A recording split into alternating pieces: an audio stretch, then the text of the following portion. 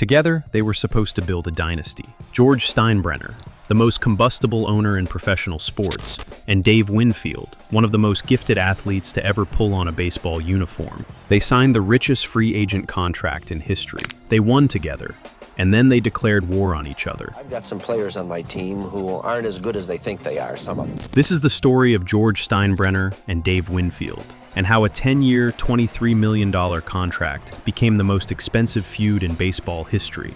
Is it difficult to work for somebody you don't get along with? It's been a lot of threats and coercion, and yes, it's hard to work for somebody like that. How two enormous egos, locked in the same clubhouse, in the same city, tore apart the greatest franchise in sports, and dragged the whole thing into the courts, the commissioner's office, and the United States Congress.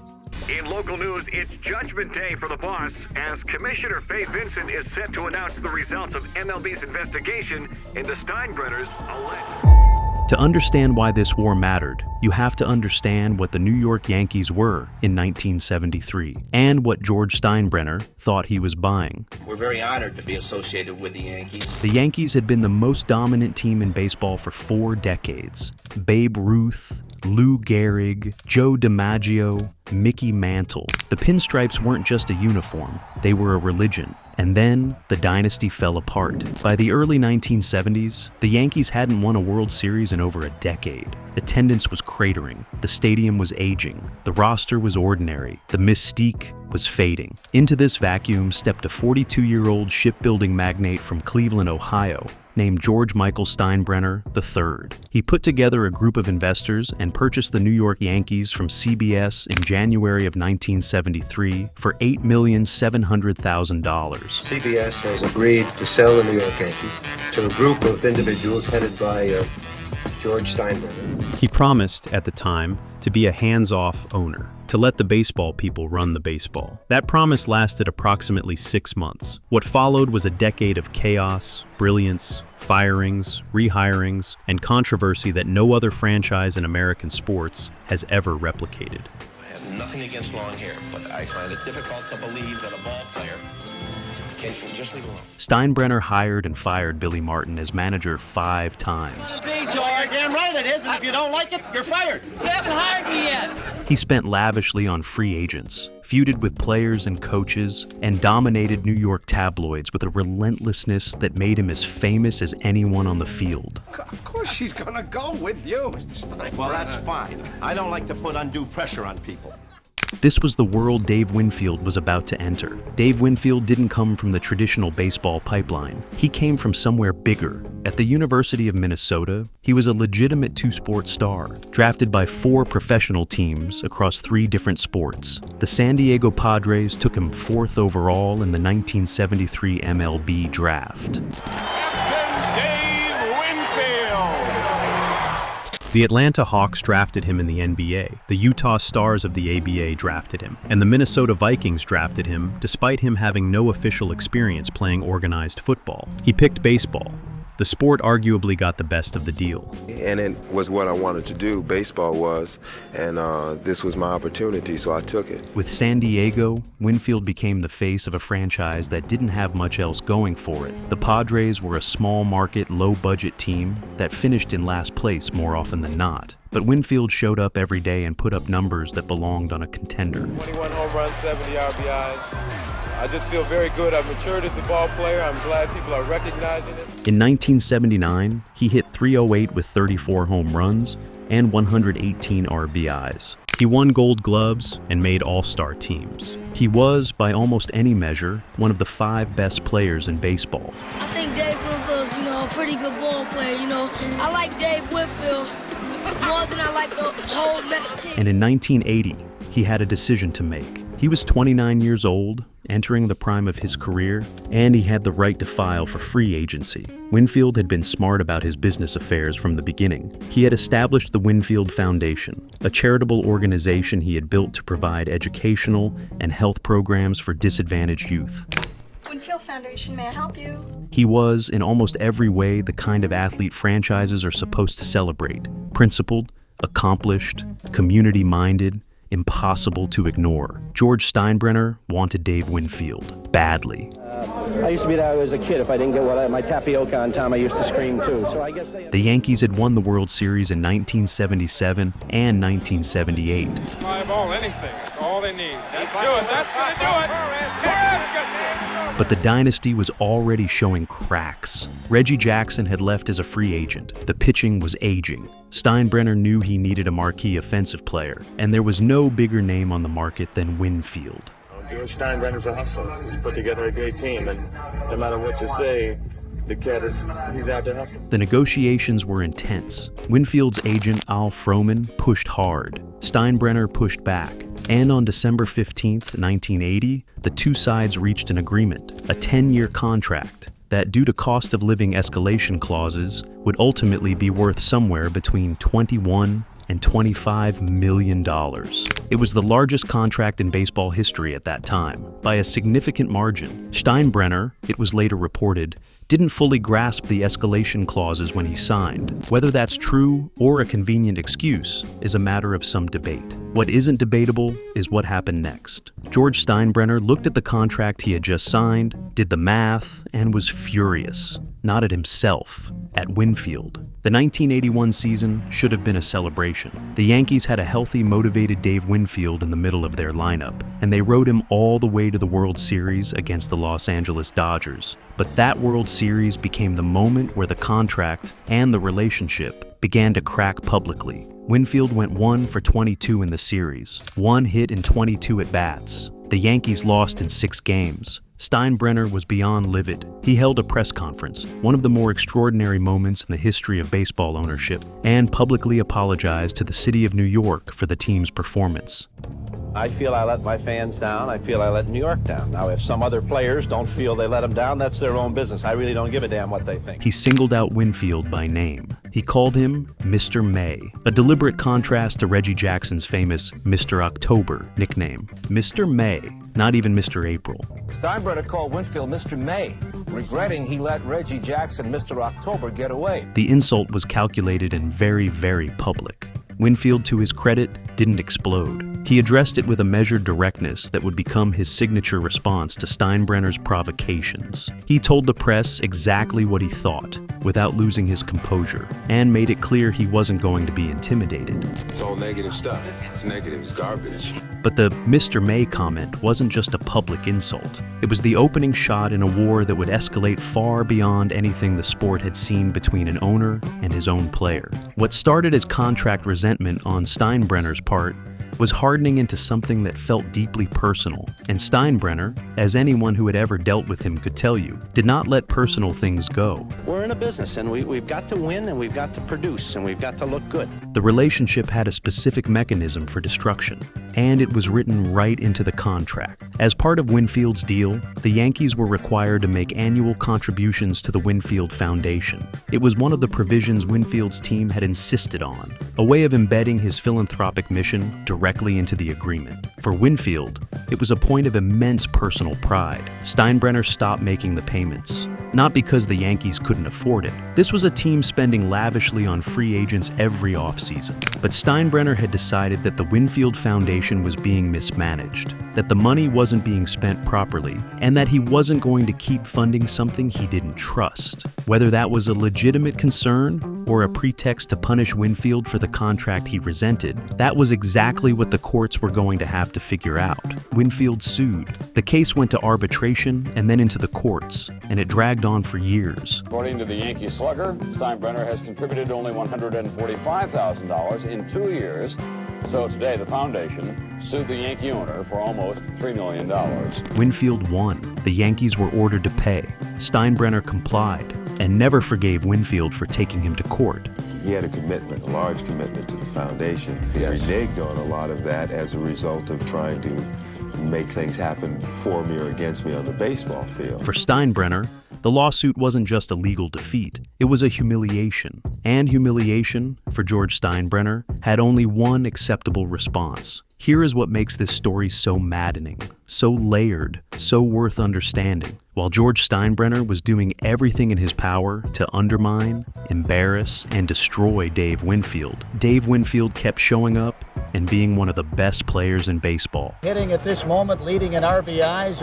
You're like a fine bottle of wine. You get better with age. Congratulations. Well, thank you. I appreciate it. I'm doing well, but most importantly, the team is doing fantastic, and I can appreciate that. That makes it fun. From 1982 through 1987, Winfield averaged over 25 home runs and 100 RBIs per season. He won Gold Gloves. He made All-Star teams. He was the Yankees' most consistent offensive producer during a stretch where the team had more dysfunction than the average soap opera. Managers came and went. Pitchers were traded. Steinbrenner's press conferences became must-see theater, and through all of it, Winfield suited up, went out to right field, and performed. But the relationship kept getting worse. Steinbrenner was openly critical of Winfield to reporters. He questioned his effort. He questioned his leadership. He suggested repeatedly that Winfield didn't perform in big moments, a charge that was statistically dubious and personally enraging to a man who had been a professional all-star for a decade. In 1985, there was a moment that briefly illuminated just how much the Yankees had become a dysfunction showcase.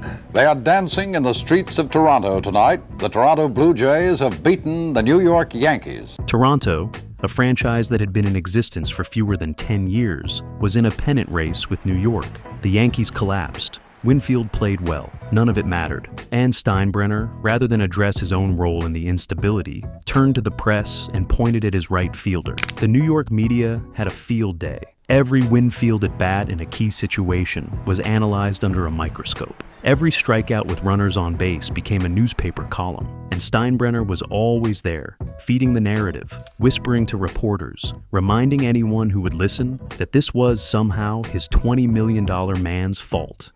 George Steinbrenner told Channel 5's audience why he wanted Dave Winfield banished forever from the Yankees. And then there was the Seagull. You cannot tell the story of Dave Winfield and George Steinbrenner without it. Objectively, it's one of the most bizarre episodes in professional sports history, and it reveals how this feud had infected every corner of Dave Winfield's life. On August 4th, 1983, during an exhibition game in Toronto at Exhibition Stadium, the Yankees were between innings. Winfield, warming up in the outfield, threw a ball toward the bullpen. The ball struck a seagull that had wandered onto the field. The seagull died. The stadium went quiet. And then, at the request of local animal protection officials, Toronto police arrested Dave Winfield after the game on a charge of cruelty to animals. Cruelty to animals. One of the greatest outfielders in baseball, led out of a stadium by police because a warm-up throw hit a seagull at the wrong place at the wrong time. The charges were eventually dropped. Winfield called it an accident, because it was. Nobody in their right mind throws a baseball at a seagull on purpose. George Steinbrenner's reaction, and this tells you everything you need to know about where this relationship had gone, was to publicly call it not an accident. He suggested, with a straight face, that Winfield had intentionally killed the seagull. He said it to reporters. He let it run in the tabloids. His own player, his own outfielder, the man he was paying $20 million to represent the New York Yankees. Winfield was floored. His teammates were floored. Even some of the reporters who covered the team regularly and had watched Steinbrenner operate for years were floored. This was not a team owner managing a difficult personality. This was something else. This was personal. This was a war. Something that just happened. It was an accident. And it was unfortunate that our victim was gone. The seagull was embarrassing. The lawsuits were expensive. The public back and forth was damaging to the franchise. A reasonable person would have concluded that the feud needed to end, that both men needed to find a way to coexist professionally, finish out the contract, and move on. George Steinbrenner was not a reasonable person. He was about to do something that would get him banned from baseball. Baseball Commissioner Fay Vincent is investigating charges that Steinbrenner paid a gambler to get damaging information about outfielder Dave Winfield. In 1990, it came out that Steinbrenner had paid a man named Howard Spira, a gambler with connections to the underworld, $40,000 to dig up damaging information on Dave Winfield. Spira had previously done some work for the Winfield Foundation, which gave him access to internal records. Steinbrenner wanted dirt. He wanted something, anything, that he could use to publicly discredit Winfield and escape the financial obligations of the contract. What Steinbrenner got instead was a federal investigation. Spira, when the scheme unraveled, approached the FBI. He was eventually convicted of extortion. Spira was taken to the Manhattan Correction Center tonight. He will be processed and arraigned tomorrow on the 8 counts that are indicted. And Steinbrenner, the owner of the New York Yankees, the self-styled patriarch of the most famous franchise in American sports, was hauled before the commissioner of baseball, Fay Vincent, to answer for what he had done. Best thing that could happen to the Yankees, and I mean this, is for George Steinbrenner to get suspended over this Howie Spira garbage. Wouldn't that be a fairy tale story? On July 30th, 1990, Commissioner Vincent announced his decision. George Steinbrenner was permanently banned from the day-to-day operations of the New York Yankees. He is considered to be placed permanently on the ineligible list, which means that he cannot have any activity in baseball. He was not allowed to be involved in baseball decisions. He was not allowed in the clubhouse. For all practical purposes, he had been removed from his own franchise. I feel quite a bit vindicated because it just wasn't part of baseball. The man who had once promised to be a hands-off owner had been forcibly made one. George Steinbrenner knocked out of the ballpark by Major League Baseball. There was one more layer of irony. By the time Steinbrenner was banned, Dave Winfield was no longer even a Yankee. Steinbrenner had maneuvered him out. A herniated disc had sidelined Winfield in 1989, and rather than bring him back, the Yankees traded him to the California Angels. The man Steinbrenner had spent a decade trying to destroy was gone, and Steinbrenner had destroyed himself in the process. George Steinbrenner is gone, and I tell you the truth, I love it. He's a disgrace, he's a downfall, and he should never be allowed in the stadium again for what he did to the Yankees. Dave Winfield was 40 years old in 1992. He had spent the previous 2 seasons with the California Angels and the Toronto Blue Jays, and by every reasonable baseball standard, a man his age was not supposed to be a meaningful contributor in October. Nobody had told Dave Winfield this. The 1992 World Series, Toronto versus Atlanta, Game 6, 11th inning, score tied at 2, 2 runners on base, and at the plate, Dave Winfield. He lined a double to left field. 2 runs scored. The Blue Jays led. They held on to win. Toronto was World Series champions, and Dave Winfield, the player George Steinbrenner had spent a decade trying to humiliate, the man he'd called Mr. May, the man he'd paid a criminal to destroy, had just delivered one of the most clutch hits in World Series history. The reaction from baseball's world was immediate. Announcers called it poetic justice. Columnists who had covered the Steinbrenner-Winfield feud for a decade wrote about the symmetry. The man branded Mr. May, standing in the middle of an October night, delivering exactly when it mattered most. In the history of baseball, it is difficult to find a more perfect narrative ending. George Steinbrenner was reinstated by the new commissioner, Bud Selig, in March of 1993. He came back to a franchise that, during his forced absence, had actually begun to rebuild intelligently, drafting and developing the young talent that would go on to win 4 World Series titles in 5 years. Derek Jeter, Andy Pettitte, Mariano Rivera, Bernie Williams. The dynasty Steinbrenner had always dreamed of was already in the ground. Planted by the front office he'd been too distracted feuding with Dave Winfield to notice. He would win those championships. He would die as the owner of 7 World Series trophies. But the team that finally delivered them was built precisely during the years he was too busy trying to destroy a man to pay attention to the details that actually mattered. Dave Winfield was elected to the Baseball Hall of Fame in 2001, in his first year of eligibility. He received votes on 84.5% of ballots. It was a resounding, unambiguous validation of everything he had accomplished across 22 seasons in the major leagues. And when it came time to choose which team's logo to put on his Hall of Fame plaque, a tradition that, for players of his generation, carried enormous symbolic weight, Winfield did not choose the Yankees. He chose the San Diego Padres, the team he had grown up with, the team that first believed in him, the team that didn't come with a decade of warfare attached to it. George Steinbrenner, when asked about the decision, said very little publicly, which, for George Steinbrenner, was its own kind of statement. George Steinbrenner, I want to thank you for bringing me to the New York Yankees. I'm serious. For nearly 2 decades, Dave Winfield and George Steinbrenner defined something important and uncomfortable about the relationship between power and talent in professional sports.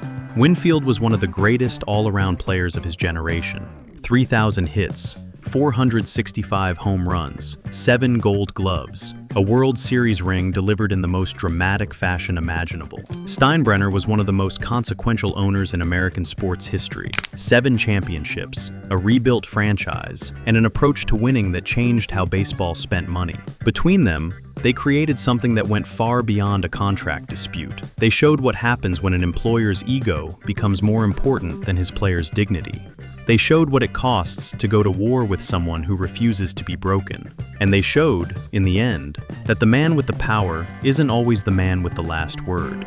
Winfield got his ring. He got his Hall of Fame plaque. He got to choose his own cap. Steinbrenner got his championships, eventually, built by people who worked while he was distracted. Neither of them ever truly let it go. Maybe that's what made them both so formidable. And maybe that's exactly what made this the most compelling, most consequential, most human feud the sport has ever seen.